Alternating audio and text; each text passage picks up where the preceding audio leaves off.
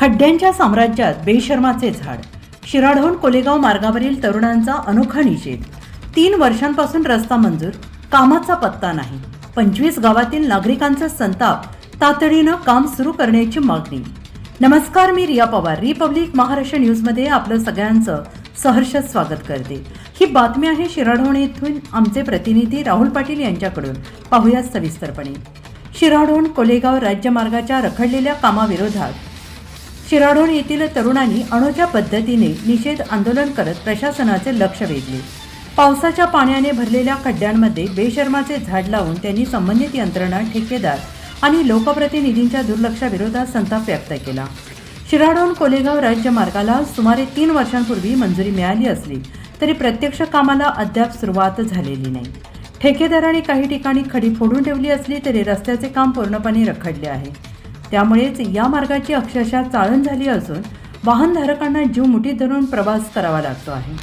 अलीकडील पावसामुळे रस्त्यावरील मोठमोठ्या खड्ड्यांमध्ये पाणी साचून त्यांना लहान तलावाचे स्वरूप प्राप्त झाले.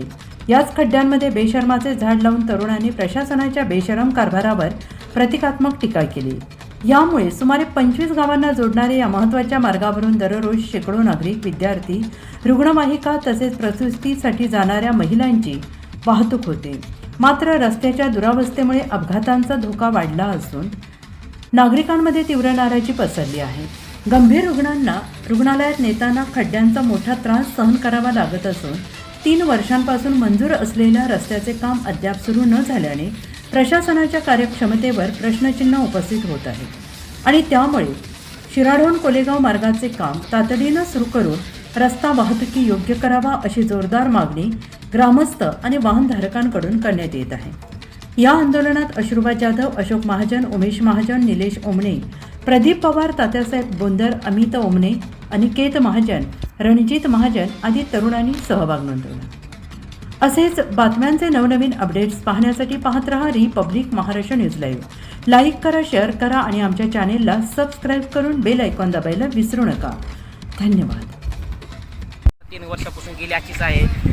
जाणाऱ्या येणाऱ्या प्रवासांना, रहिवासी लोकांना, शेतकरी लोकांना इथं खूप त्रास सहन करावा लागत आहे. 3 वर्ष झालं आम्ही ह्याच परिस्थितीमध्ये इथं राहत आहोत. तरी प्रशासनाने याची गांभीर्याने दखल घ्यावी, नाहीतर याच्यापेक्षा तीव्र आंदोलन आम्ही करण्यात येईल ही प्रशासनाला आमची विनंती आहे. कोलेगाव रोडमुळे काय आपली होते नुकसान, जायला प्रॉब्लेम. खड्डे पडलेत, ही खडी टाकून ठेवली. 3 वर्ष झाले कोणतं काम करीत काय नाही. अडचण कशात येईल? अडचण मध्ये कसं चला येईना, ह्याच्यातून अडचण काय येणार आहे? इथून गावाकडे जायचं मला 1 तासभर लागला या रस्त्यामुळे. काल एक बाईक पडली, तिचा पाय मोडला. कोण जिम्मेदार आहे? काय खासदार, आमदार, जिल्हा परिषद सदस्य, काय संबंध? काय उभं काय सांगा तुम्हाला काय रस्त्याची परिस्थिती झाली? काल डिलिव्हरीचा पेशंट एमर्जन्सी मध्ये फेल झाला, एक्सपायर झाला. ती काय संबंध? कसं करायचं त्याला? पेरणीचा टाइम मला आता ही नांगरायचं कसं, कसे ट्रॅक्टर यायचे, कसा रस्ता ही? आज 10 वर्ष जसं कळत तसा रस्ता असं आहे. काय याला कोण दुर्लक्ष कोणी बघा नाही, काय नाही.